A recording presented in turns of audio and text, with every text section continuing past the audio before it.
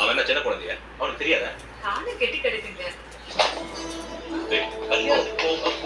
அது திருச்சி போறதுக்கு 6 மணி நேரம் ஜேர்னி ஆகும்ப்பா. அந்த டைம் எதுக்கு வேஸ்ட் பண்ணணும்னு அரியர் எக்ஸாம்க்கு படிக்கலாம்னு எடுத்துட்டு போறேன். இதெல்லாம் ரொம்ப ஓவரா இருக்குப்பா. என்னால முடியல. இந்த கேக்க இங்க யாருமே இல்லையா?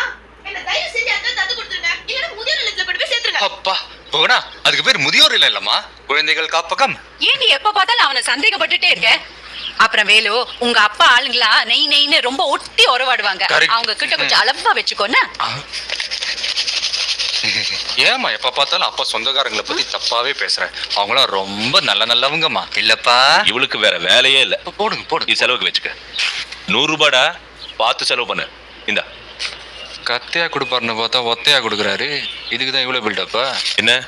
சரி வர்றேன். டேய், என்ன இத மறந்துட்டு போறேடா. என்னது இது? gift வெள்ளி குடம். உங்க அப்பா ரொம்ப தேடி வாங்கிட்டு வந்திருக்காரு. 8000 ரூபாயா விலை.